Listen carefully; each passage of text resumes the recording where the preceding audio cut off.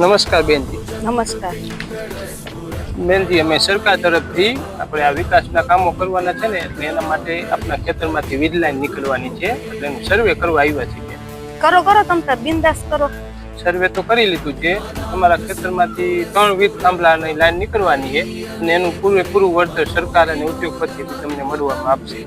જો અમે એરિયા અભણ ખેડૂત, તમે જે કરો એ બધું અમારા હાટું સારા હાટું જ કરતા હોય। તો મેડમ, તમારે એક થાંભલા દીઠ 1 લાખ રૂપિયા, એટલે 3 થાંભલા દીઠ 3 લાખ રૂપિયા મળશે તમને, બરોબર? એટલે તમને સરકાર તરફથી અને ઉદ્યોગપતિ તરફથી તમને પૂરેપૂરું 3 લાખ રૂપિયાનું વળતર આપવામાં આવશે।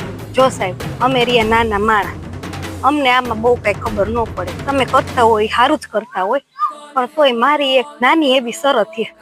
એટલે તમને આ 3 લાખ રૂપિયા મંજૂર છે મેડમ? હા, એ મંજૂર છે, પણ મારી એક શરત છે, એ તમે માનો તો મારે મંજૂર છે। બોલો ને, તમારી બધી શરતો અમારી સરકાર તરફથી અને ઉદ્યોગપતિ તરફથી પૂરી કરવામાં આવશે।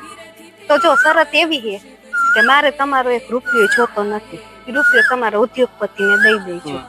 હવે અમે રહ્યા નાના માણા, આટલા રૂપિયા અમારાથી ન હચવાય। અને આમે સરકાર કહે તો હે જ ને કે મહિને 500 રૂપિયા કમાય ને એ ગરીબી રેખા નીચે નથી આવતો, એટલે અમારાથી આ રૂપિયા હચવાવાના નથી, બરોબર? તો કાંઈ વાંધો નહીં, તમારા ઉદ્યોગપતિ કે સરકાર મને અને મારા પરિવારને હાચવે અને અમારું ભરણ પોષણ કરે, આ મારી શરત છે। જો તમને મંજૂર હોય તો મને કોઈ વાંધો નથી। બેન, એ તો કેવી રીતે પતે? હવે ભરણ પોષણ તો ન જ કરે ને ગવર્મેન્ટ કે અમારી ઉદ્યોગપતિ કોઈ તમારી? ના ના, આ તો કરવું જ પડશે તમારે, બરોબર? તો જ મંજૂર છે, નકર નથી મંજૂર। બાકી હાલો છોકરા, હવે આજથી આપણે તમારા સાહેબના ઘરે રહેવા જવાની તૈયારી કરવી છે। ભાગો ભાગો, આ તો બેન તો માથે ચડી, હવે અત્યારના ખેડૂતની વાત ન કરાય।